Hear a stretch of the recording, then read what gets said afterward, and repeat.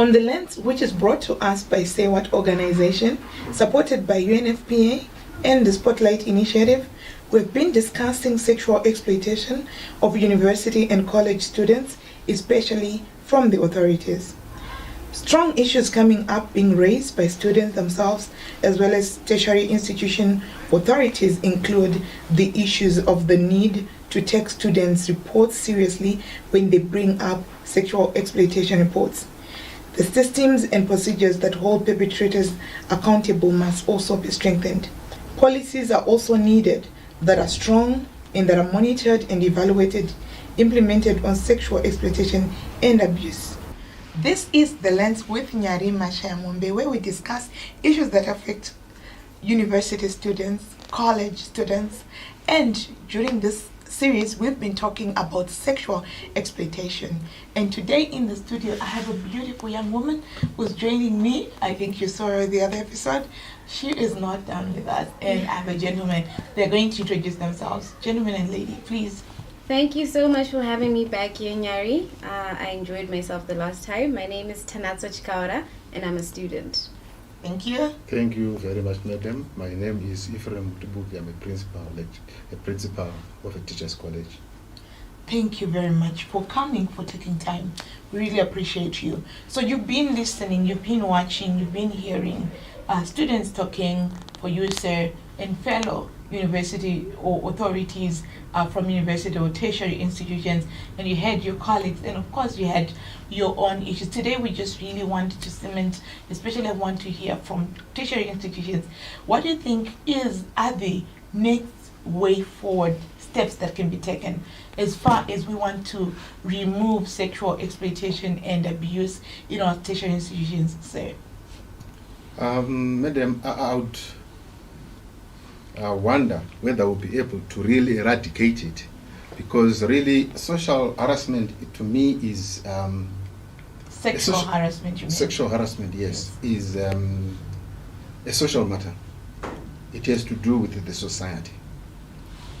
Operating from the administration point of view, for us to enter into a matter between two people. Here I want to refer to two people as a member of staff and a student. A student and a student, a member of staff and a member of staff. Where we come in as administration is the matter has to be reported. Now, the entry point comes in different factors, where the reporting could be coming from the complainant, the reporting can be coming from a whistleblower, or the grapevine. Now, we have instruments that are in place, which we apply to manage that, or that kind of situation. The major hurdle that we meet as administration is sometimes our own complainant, who sometimes may have presented an issue, but subsequently becomes or develops cold feet. So we have a problem there. Particularly our students. Our students, fair and fine, we can receive a complaint through other students. Students, because we have our structures, we have our instruments. Our students work with the dean, they work with counselors, they work with their SRC, and they work with our own structures, which in this case, essentially, perhaps for my college, it's an open door policy. The students can walk into the principal's office to report the matter. The student can send other students to alert the principal that there is a matter. And we are agreeable. The principal takes it that when a matter gets to the principal's office, you tell yourself you are the last one to hear. So automatically, you have to move and move with speed. When we start investigating now, this is where we tend to realize, now we realize we have gaps here and there. My plea to the student is perhaps to be conversant with the instruments that are in place.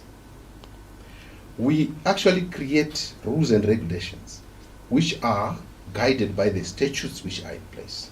SI 1 of 2000, SI 81 of 1999, and other statutes. Because of the nature of our programs, we produce products for a government consumer. It's the Ministry of Primary and Secondary. So you'll find that we depend very much on instruments that are of government. Our rules and regulations draw their articles from the instruments that I've mentioned. But what we tend to encounter is a situation where our students, perhaps I heard people talking about orientation here. With our programs as teachers' colleges, ours is a mono program. Theirs is a multi kind of program. Absolutely. So when people talk about examinations, tie for a mark and so forth, we as an institution should be a team, because there is no certificate for the science in the absence of mathematics. Wow. At the end of the day, this program is coming to It's holistic. holistically, it becomes one Yes. diploma in education. So every student who is working on that campus is doing a diploma in education. So maybe within that, if I'm hearing you, are we saying there is not necessarily abuse within the teacher tertiary institutions? I'm trying to emphasize the means that we use to mitigate that. Because if I'm looking at the same person doing PE, doing music, doing art, doing maths, doing whatever. If there is this attempt to victimize the student because she did not comply, I can use the other subject areas. A student can be very conspicuous.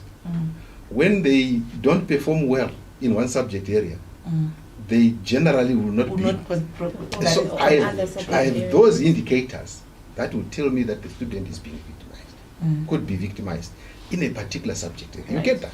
Yes. And sometimes you get that in research, where the student might have been, not cooperating or whatever, and the student might be outstanding in terms of performance. Else. Yeah, in terms of performance, it becomes very conspicuous. So I can tell that something must have gone wrong. It is the student's performance, or even the student. Kana iri vakuru chaivo chaivo vanhu because mataura masubjects aya handitika anoungana kokana because we are gathered here to talk about authorities can be lower to higher, and while a lot of perpetration can be found ku lower stages, kumsoroko zvinogona kuita. I can see that kind of arrangement or behavior being exhibited at a higher level only as it relates to the subject area. That's where the lecturer can have an encounter with the student. No, but isn't there in the overall, the one who is then overall to the person? So and the different lecturers. So then I know combine and it's the so in a university setup. I mean for the teachers. For the teachers. Yes. For the teachers, it is the academic board. That's the team I was talking about. Also, akuna teacher one cannot lecturer anokona kuti ndokufuatisa chakati because munhu wese ari kunosangana kwakati. This is where I'm arguing to say the student is only being frightened by some contrived fear. The student has the right to even complain to the academic board, raise the matter with the academic board. It happens. Saka muna muere mapolicies nekunyatsosanangurira mateachers aya kana achiuya mastudent teachers achiuya kuti izvi ndo zvatinokwanisa kukuitira. True. There are instruments in place. There is assembly every week. And when need arises, or sometimes, there is a principal's hour. For some institutions, it is weekly, like what we will do ourselves. But the principal's hour, you may not want to spend so much time, you have assembly, you have, principal's hour. That could be an overdose. But when there's need to articulate issues that are to do with the student's life at college, that those are the instruments that we use. Without sounding as though I'm ignoring my young lady here, one last question. There can be the temptation to have all these students, principals hour. Do you monitor yourself to say, as far as sexual exploitation and abuse issues are concerned, how much time have we spent, whether it be it principals, whatever, or students, whatever? Do you reflect and say, this is what we've done? True, because those kinds of moments, when you hear stories about that kind of behavior, you can address it at assembly. And you even indicate to say, if there are cases of that nature, please, let's hear. How much, I'll come back to you and ask maybe statistics that you can say, there's a number of the student teachers who have brought cases of abuse to you. My lady, what are the key issues that you've listened, you've been also participating, but this episode is really about sending the message home. We want to empower young people. We also want to speak to authority. You're seated next to an authority. As they're giving these narratives, you're actually the only person who is now able to interact and really bring that understanding. So say, even as you're here, you're just not talking about your university, you're also talking about the colleges, of course, in abstract. But it's important that you can also really possibly counter some of the things that they're saying. Could you, okay, even as you are hearing as a student, how practical is it to protect fellow students, even in a tertiary institution like a teacher's college, even if someone is my lecturer, could PE chat, and then I've got other lecturers in other places.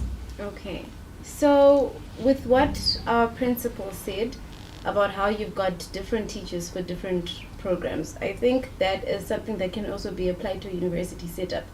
Where you've got 6 courses, you've got a lecturer for each course.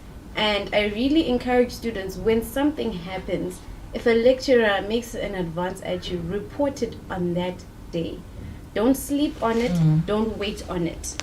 Report it on that day, because when you then stall, when you now go, if you go 2 weeks later, they will think you're opening the opportunities for manipulation. Exactly, and it will seem like you're not being genuine. And with like what he said, for you to fail overally, they actually, I'm not a lecturer myself, but from what I have heard as well is that it's not just one person who decides your fate.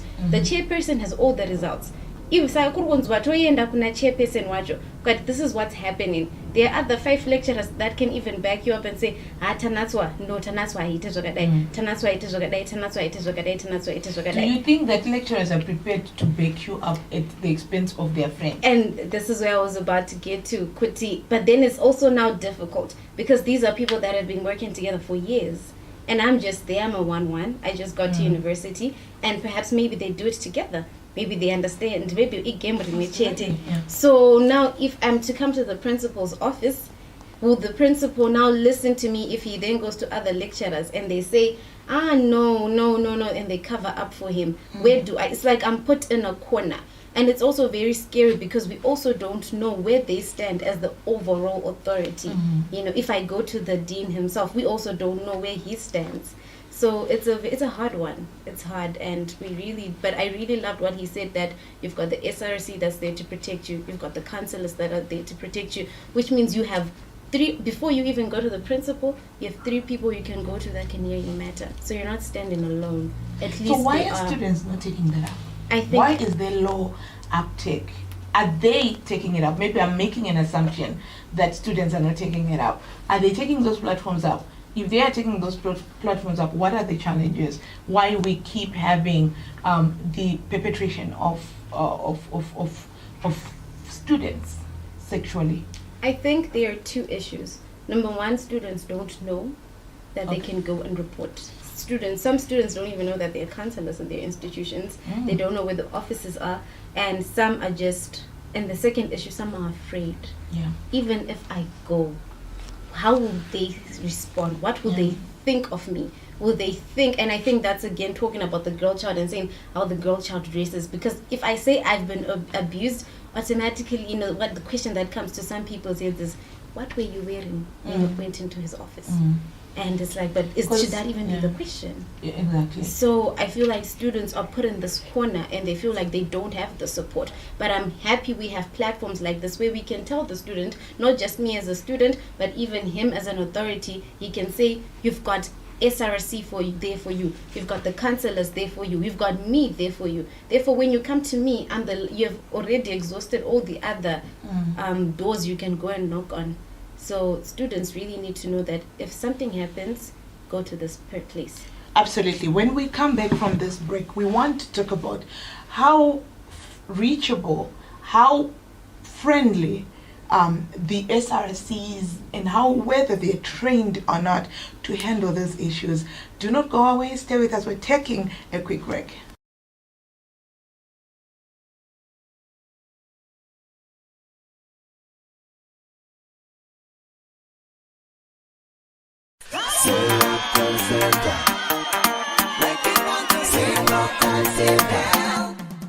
Fonera say what go center.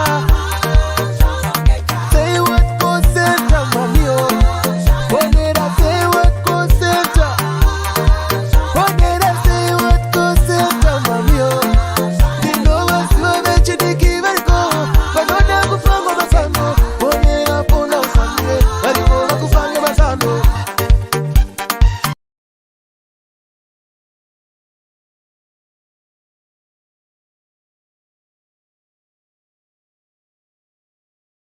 Welcome back to the show, The Lens, where we are talking about sexual exploitation in tertiary institutions. We include universities and colleges. I have a gentleman here from one of the tertiary institutions that is helping us understand the issues of sexual exploitation within such tertiary institutions, and a young woman who is also in the tertiary institutions, very articulate young woman. I want to come back to you, young lady, and say, do you feel like there is enough knowledge, enough training on those three structures that you've spoken about, number one? And number two, what is the gender component within those structures? So much so that we know that the most vulnerable population is young women. When they approach those platforms, do they feel safe? Are there enough women maybe to hear the issues? Because we know when fellow women are in leadership, such as those even tertiary institutions, it does make a total difference. I'll be very honest with you, Nyari. I don't think there's enough. I don't think there's enough representation in our institutions for us as young ladies to be comfortable to talk about how we're feeling. I will start with the issue of counselors themselves. I don't think institutions are doing enough to put them in place. You will notice at some institutions the counselor is never there. You go today, they'll tell you, come after 5 days, make an appointment. And I've been assaulted today, I've been exploited today, and you tell me to come back after 5 days. Doesn't make sense. It doesn't make sense. And you go to the issues of even our own SRC representative council. These are not issues they take up. They don't make the effort to want to educate us as students. If you say you're going to have a secretary general, an SG for gender, or for gender, for example, fighting for women's rights, how young women are being treated in institutions, why not have programs to educate us as women? Why not have an open door policy and say, if something happens, contact this WhatsApp number? Why is that not in place? Right. Why? So they are not doing enough. They really are not. And even if you go to the problem, I also feel like with age, I really believe having peer counselors is so powerful in institutions. Because if you go to someone who's your age, they're able to understand and relate more. But if you notice, most of these people that hold the offices we go and report to, they are old enough to be my mother's age. We'll begin to ask you so questions. Exactly. They're extremely judgmental. The first thing they'll talk about is, Antita Garrett Snotokupai futi makondom, pano pa campus, Antinotoday, hey, Monofamo Mochipeka Zogade, so hey, and all of this stuff. So I don't feel secure. That's the right phrase. I don't feel secure to even come out and say this is what has happened to me as a young woman. So institutions are not doing enough. They are not, and they need to do more. Yes. And the mosquito enough. The structures and systems are not really for them. They are possibly possibly ceremonial. Certainly, we appreciate the sentiments that she has raised there, but maybe it will vary from institution to institution. Mm-hmm. Maybe if you go to teachers' colleges, because of the teaching qualification, already the component of counseling is subsumed in the qualification of the lecturer. In which case, you find that where she would have wanted someone to be an age mate or something like that, ours is maybe even wider. We want the student to confide in the person that they consider suitable for their case. Okay. You want to talk about harassment, sexual harassment, and the counselor is male. Perhaps you're not comfortable with that. So what we what we give to the student is, whilst we'll have specialists in counseling, they are coming from universities these days and so forth. Those are there as a committee, but the student is free to confide in a counselor of their choice.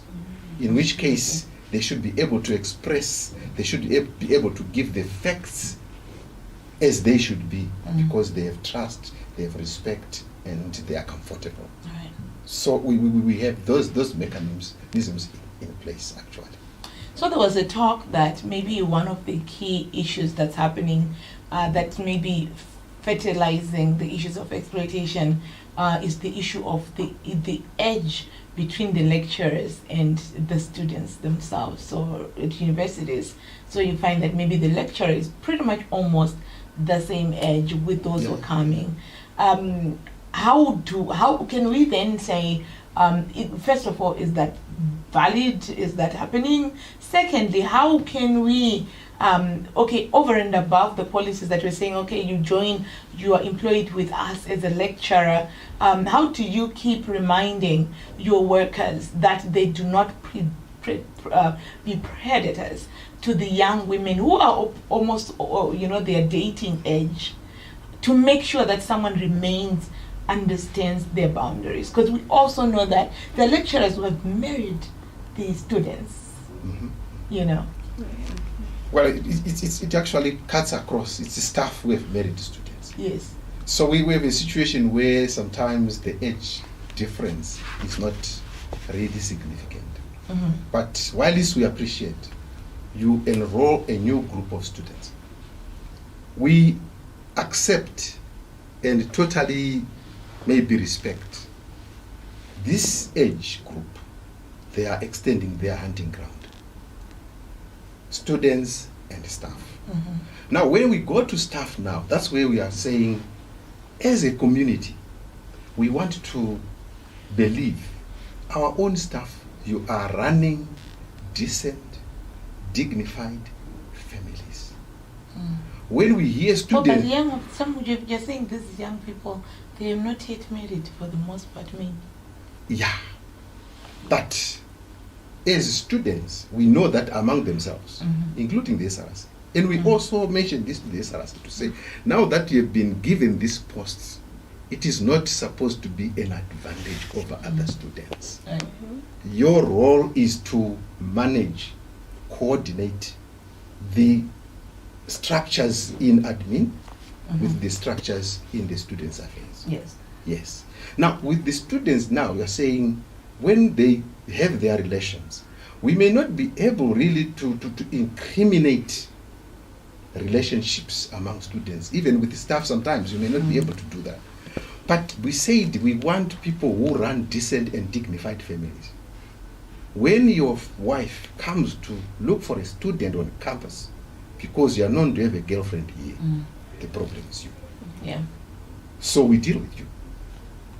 Whether that student agreed or it's like you want to have a second wife. We may not be able to control your habits, but we can control your conduct in terms of being within the professional institution. Yes, and it extends to not only our college.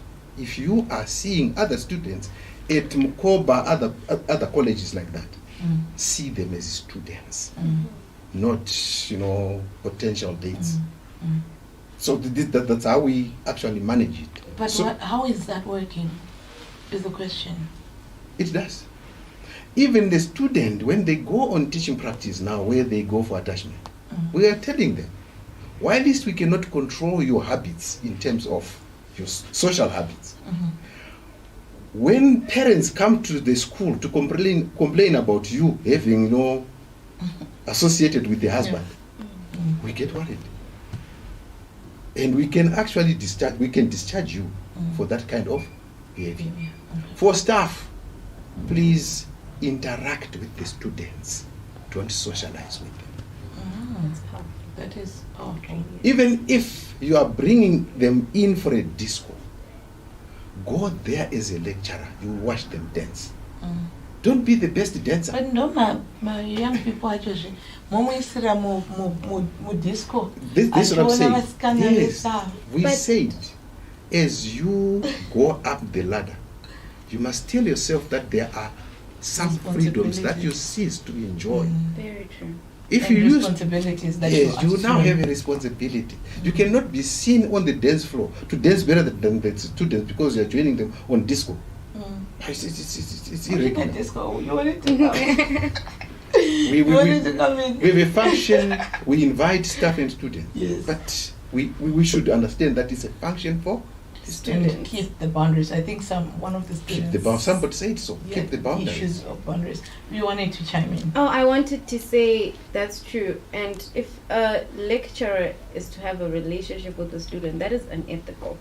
That should not be done. It should not be allowed. Even if my lecturer is 24, I'm turning 22. And it does not matter what you feel for me, what I feel. It's not done because of the position that you have. Yeah. Like what he said, when you go up the ladder, there are some things that you have to let go. Yeah. It comes with the responsibility. So now when we see you being the best dancer, One of our fathers, Don't be so loose. Right. Because they start giving you names, they start describing you in various forms. Wow. You will not enjoy that. Right. You mean as in students? As a as lecturer. My lecturers could describe one of my students. Yes. They start giving you names. Wow. Yeah. We are taking a quick break. When we come back, we're wrapping up the episode. Don't go away, stay with us.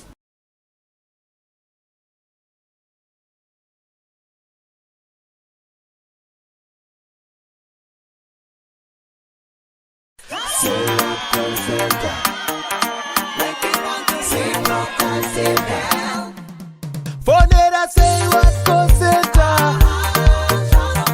Say what go center, mommy. Fonera say what go center. Fonera say what go center, mommy. You know what you bet you dey give it go. But don't ever from my son. Fonera pull out Sunday. But you go to find my son.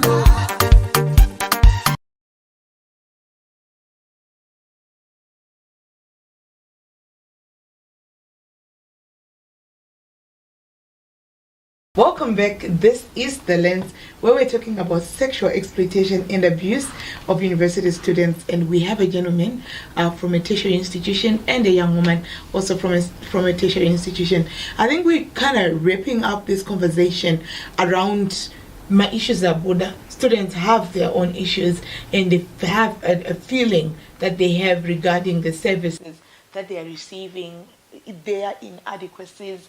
And then tertiary institutions also have been strongly coming out and say, cinema policies, we have policies, we orient these young people when they join the universities.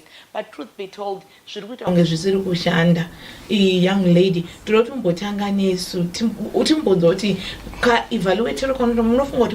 can I say moving forward? I really think it's important, number one, for the authorities to talk about sexual exploitation from day one. To talk about what it is. If it means they're going to put flyers around campus, if it means they're going to be giving out pamphlets, if you stay in hostel, every time you have those meetings, you're going to talk about it, talk about it. Let's raise awareness so that the students are aware. Once the students are aware, talk about how they are being protected. What is in place. If there are policies that are in place, say this is what's in place, this is how we can protect you. Tell us where to go, who to go to, who will help us.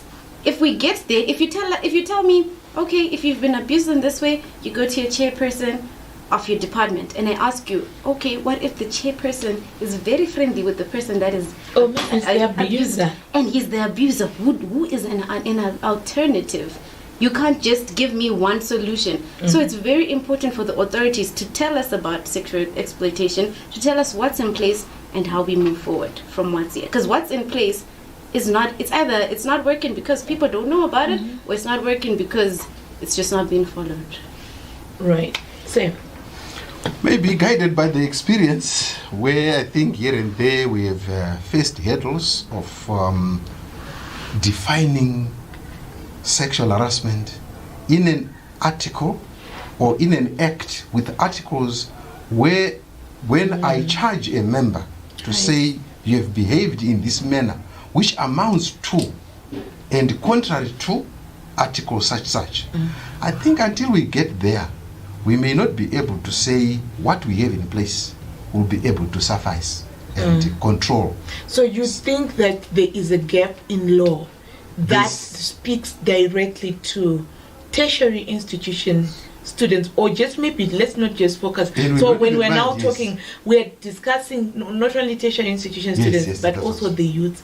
This probably, because I remember in the first episode we derived our definition or our statement from World Health Organization that actually described sexual exploitation as a failure at social protection. So then we are not only talking about young people in tertiary institutions, we're also talking about anyone who is a beneficiary of an authority, so much so that it may also then apply in the workplace, where we are then saying kuti munhu ari kutaura nabosi wake, because as you are rightfully said, I think in Zimbabwe atina that law yekuti inotaura nezve-sexual exploitation kuti ndinotoenda kune domestic abuse and all these things, but mutemo wekuti unotsetsenura kudefine sexual exploitation. I agree with you. It's not very clear. We do not. You have to like nitpick that. Okay, this is talking about harassment. This is what should happen. So it's like you have to look very hard to try to pinpoint because this is what we are going to do.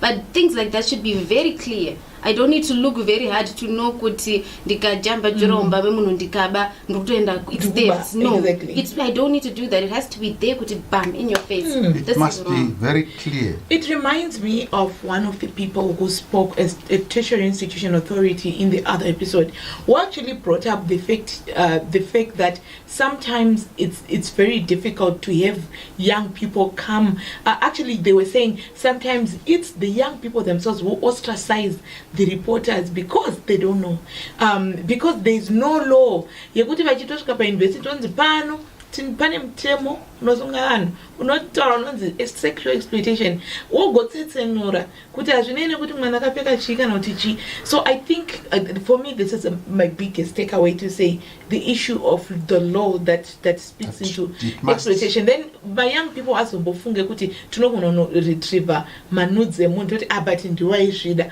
zvinenge zviri clear kuti whether tiri relationship or not, abuse is abuse, exploitation is exploitation. That is very true. I was very fortunate when I was being taught some courses. I had, lecturers that would say, if you're walking on campus, young men, even if you see a lady wearing whatever it is you think is not okay, you as an individual, do not walk around saying it. Do not say it to the young lady. Don't do any of that. Let it be, leave her alone. Because it's not allowed, it's not right. Absolutely. And we need more people like that. That will speak and that will say, not only young men, but people in authorities. Don't take advantage. Don't do that. Munhu ngangove munhu. Pane zvinongofana kuita munhu also. Let's be human. Let's be human. And I think when we're talking even about young men, the young women themselves, guys, the young women are the same ones who you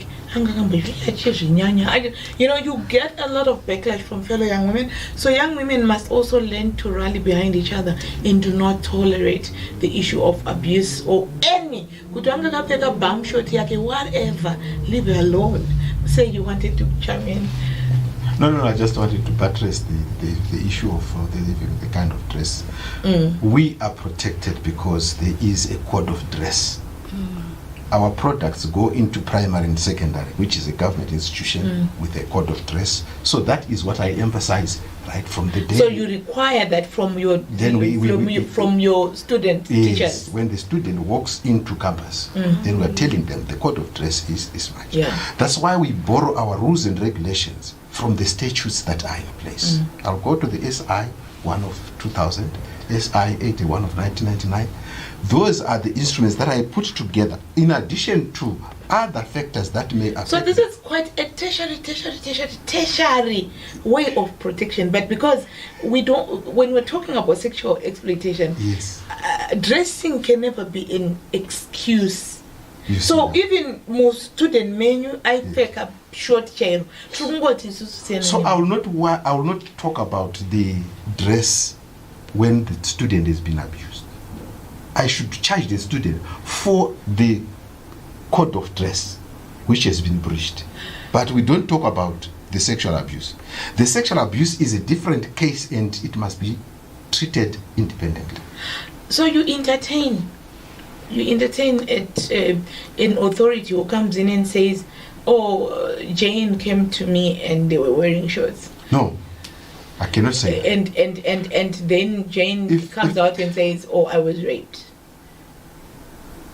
by this one because we are chiti Jane nanga short.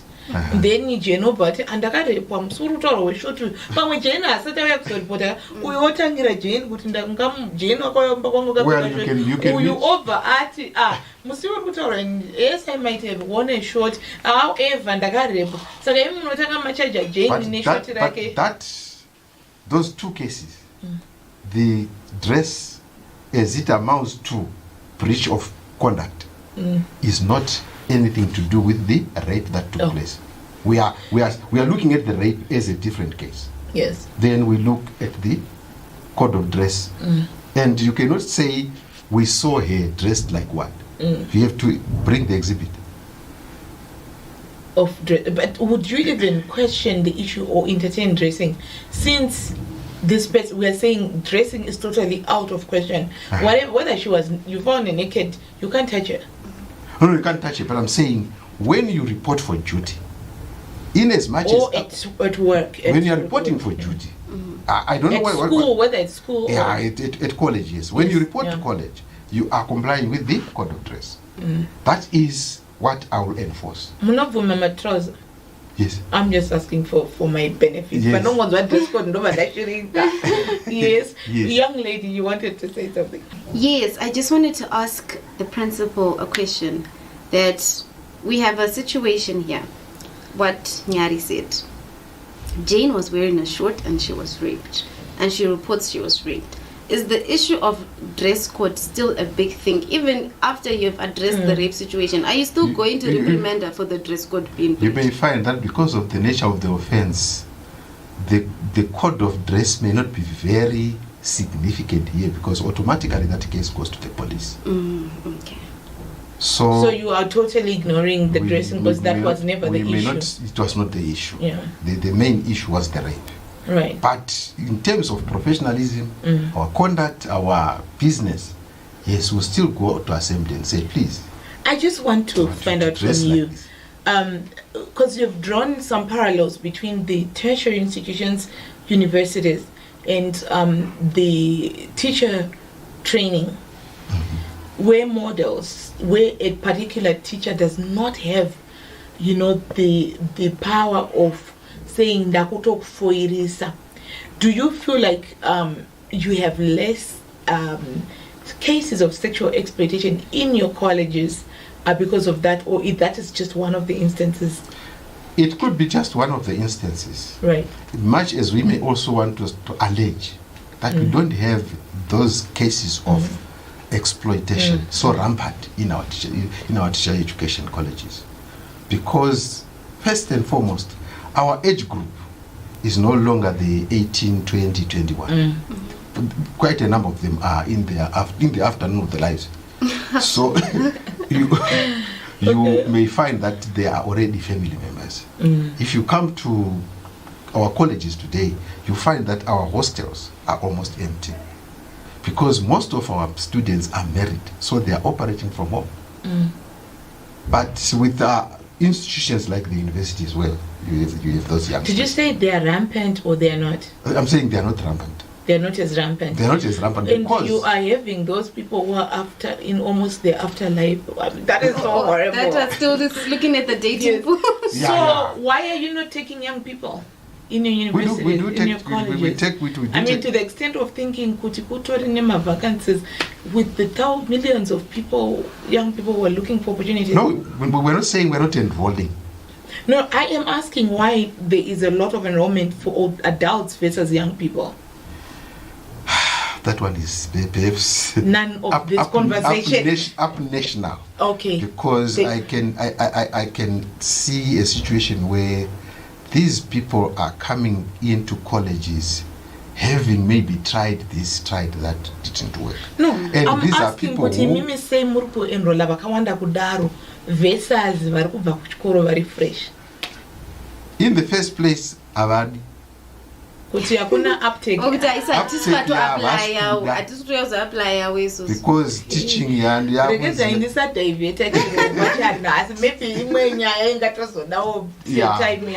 But maybe just speaking into policy, say a true reflection of the existing policies in our country when it comes to implementation of sexual exploitation in practicals, child. yeah, we have a policy from the ministry. Yeah, I'm asking your reflection on whether it's working or there are gaps. Not just about the Ministry of Education, but generally tertiary institutions.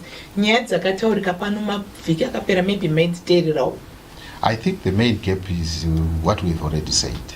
We need acts, statutes, or laws, right, which spell out what sexual harassment and is, sexual exploitation is, especially such that from the point of view of my office, I want to charge a member by referring to an article 1, 2, 3. Yes, when I say because you did 1, 2, 3, which amounts to as enunciated in article such, that to me works well. Thank you if very that much. effort can be made to come up with a law or an act or a statute that spells out those parameters clearly, I agree. I think the Sexual Exploitation and Abuse Act just sounds so amazing. My love, as you close. And I think as the authorities and institutions, they are supposed to really clearly explain to us what our rights are as students. Right. You know, as a student, you feel. I think the reason why we have student representative councils that are in place. But if we are empowered, not only by fellow students or by fellow organizations, but by our own authorities, it becomes so much easier to come open when something happens. We're less scared. We're more open to actually say, this is what happened to me. I want help here. How can we move forward? Wow, this was The Lens. It's still The Lens with Nyari. Brought to us by Say What in partnership with UNFPA and the Spotlight Initiative discussing sexual exploitation and abuse in our tertiary institutions. But not only there, it affects the youths. Are you being sexually exploited?